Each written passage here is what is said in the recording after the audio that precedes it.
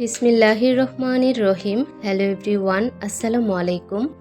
সবাই কেমন আছেন? আশা করছি আল্লাহর রহমতে সবাই খুব ভালো আছেন। আমরাও আলহামদুলিল্লাহ আপনাদের দোয়ায় বেশ ভালো আছি। বরাবরের মতো আজও আরও একটি ডেইলি ব্লগ নিয়ে হাজির হয়েছি। আশা করব পুরো ভিডিওটা জুড়ে থাকবেন। অবশ্যই স্কিপ করা ছাড়া ফুল ভিডিওটি কন্টিনিউ করার চেষ্টা করবেন। কোথাও কোনো অংশ আপনাদের কাছে একটু হলেও ভালো লাগবে। ১ সপ্তাহ অথবা ১০ দিন হয়ে গিয়েছে আমার বাসায় গ্যাস ছিল না।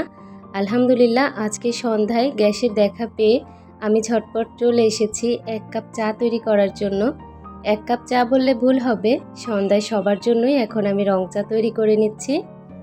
আমি এখানে আদা, এলাচ, দারুচিনি, তেজপাতা দিয়ে তারপর ১ কাপ করে চা তৈরি করে নিচ্ছি। আজকের চাটা কিন্তু খেতে খুবই মজার হয়েছে।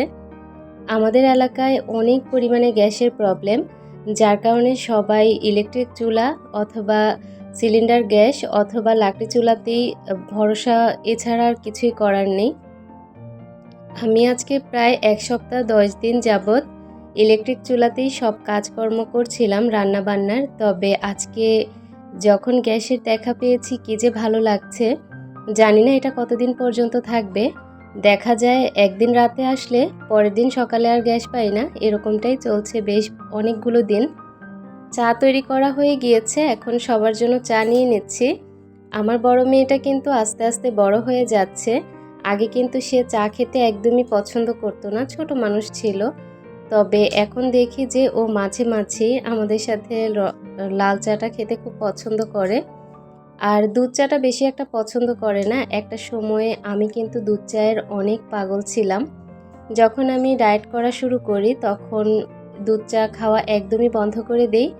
মোটামুটি ৩ মাস ৪ মাস যখন আমি দুধ চা খাওয়া বন্ধ করে দিয়েছি, তারপর থেকে আমার কিন্তু রং চায়ের প্রতি একটা অভ্যাস চলে এসেছে।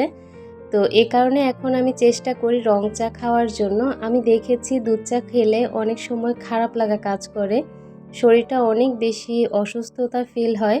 তবে রং চা খেলে অনেক ভালো লাগে, শরীরটা যেমন হালকা লাগে তেমনি ব্যথা, শরীরে যদি কোনো ব্যথা থাকে সেটাও দূর হয়ে যায়, ভালোই লাগে খেলে।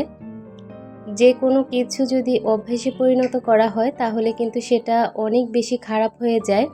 তবে অভ্যাসটাকে কিন্তু মানুষ যে কোনো সময় চেঞ্জ করতে পারে, শুধু একটু মানসিক শক্তি থাকলেই হয়।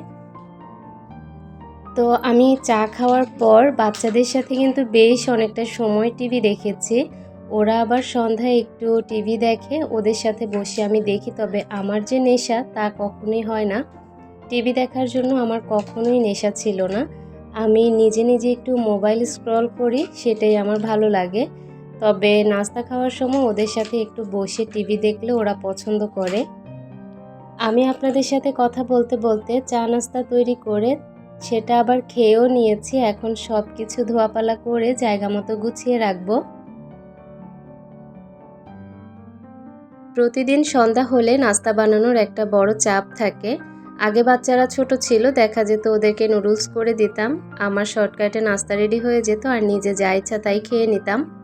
তবে এখন দেখা যায় ওদের জন্য প্রতিদিনই নাস্তা বানাতে হয়, আর এটা আমার কাছে খুবই ঝামেলার মনে হয়। আজকে আর নাস্তা বানাইনি, শুধুমাত্র চা বিস্কুট দিয়েই চালিয়ে দিয়েছি। জানি না কতক্ষণ চালানো যাবে, পরবর্তীতে দেখা যাবে কি আবারও ওদেরকে নাস্তা তৈরি করে দিতে হয়। তো এই কারণে আমি চেষ্টা করি দ্বিতীয়বার ঝামেলা না করে প্রথমবারেই আমি ওদেরকে প্রতিদিন সন্ধ্যায় কিছু টুকটাক নাস্তা বানিয়ে দিতে। আর যেহেতু গ্যাসের সমস্যা, যার কারণে ইলেকট্রিক চুলাতে খুব কষ্ট করেই নাস্তা টাস্তা তৈরি করতে হয়। ভিডিওর এই পর্যায়ে আমার প্রিয় আপুদের কাছে ছোট্ট একটি রিকোয়েস্ট করতে চাই, যদি ভিডিওর কোনো অংশ আপনাদের কাছে একটু হলেও ভালো লাগে তাহলে প্লিজ আমার চ্যানেলটিকে সাবস্ক্রাইব করে দিবেন। পাশে থাকা বেল বাটনের অল অপশনটি প্রেস করে দিবেন, এতে করে যখনই ভিডিও আপলোড করব সবার আগে আপনাদের কাছে নোটিফিকেশন পৌঁছে যাবে। আপনারা সময় সুযোগ করে আমার ভিডিওগুলো দেখে নিতে পারেন। এখানে আমি বেডরুমে চলে এসেছি, কিচেনের সব কাজ শেষ করে নিয়েছি। নাস্তা খাওয়ার সাথে সাথে কিন্তু কিচেনে যা ধোয়াপালা করার ছিল সব ধুয়ে আমি পুরো কিচেনটাকে ভালো করে মুছে পরিষ্কার করে এসেছি। একটা গৃহিণী যারা খুব বেশি পরিমাণে সংসারে কাজকর্ম করতে পছন্দ করে, শুধুমাত্র তারাই জানে গুছিয়ে কাজ করার মধ্যে যে কত পরিমাণে আনন্দ আছে, সেটা একজন গৃহিণী ছাড়া কেউই বুঝবে না। এই যে আমি রান্নাঘরটা পরিষ্কার করে এসেছি, আমার কাছে এখন খুব বেশি তৃপ্তি লাগছে। মনে হচ্ছে যে আমি কি যে শান্তিতে আছি বলার বাহিরে। যখন আমি যে জায়গাটা ধরি একদম ফিট করে পরিষ্কার করে তারপরেই আমি ওই জায়গা থেকে সরি। এভাবে করেই কিন্তু আমি আমার সংসারটাকে এত পরিমাণে গুছানো করে রাখি।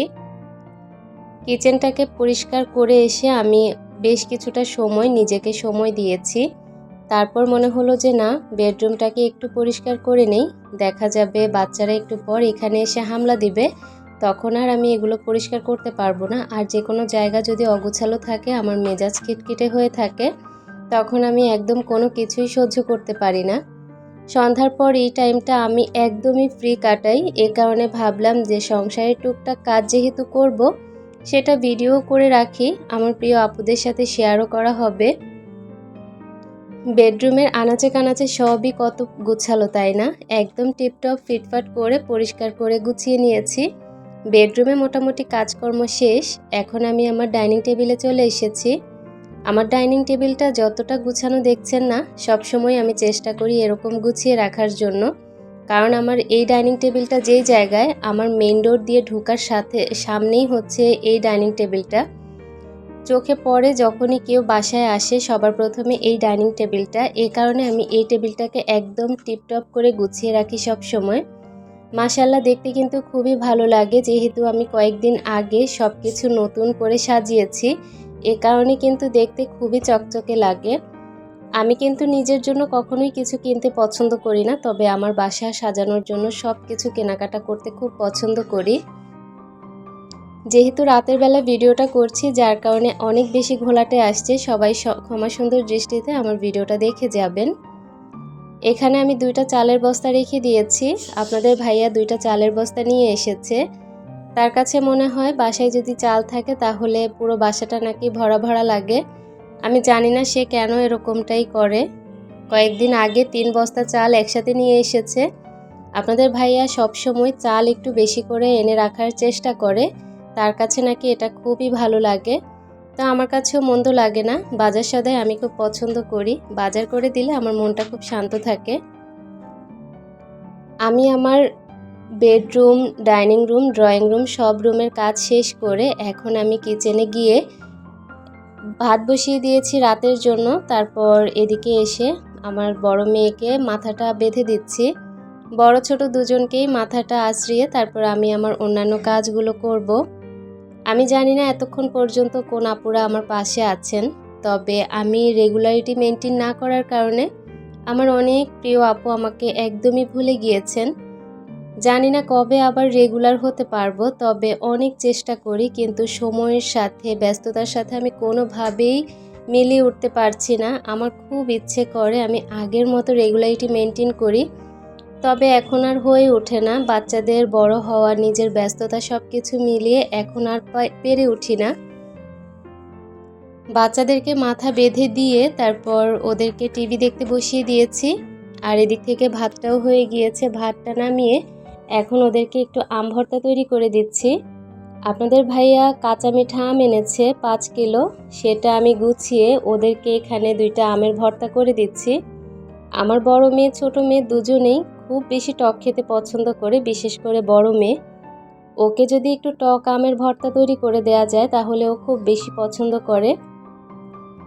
আজকে আমি আম ভর্তা তৈরি করতে করতে আমার ভিডিওর একদম শেষ প্রান্তে চলে এসেছি। আজকের ভিডিও থেকে বিদায় নেওয়ার পালা চলে এসেছে। সবাই ভালো থাকবেন, সুস্থ থাকবেন। আমার পরবর্তী ব্লগ দেখার আমন্ত্রণ জানিয়ে আজকের মতো এখানেই বিদায় নিচ্ছি। সবাই সুস্থ থাকবেন। আল্লাহ হাফেজ।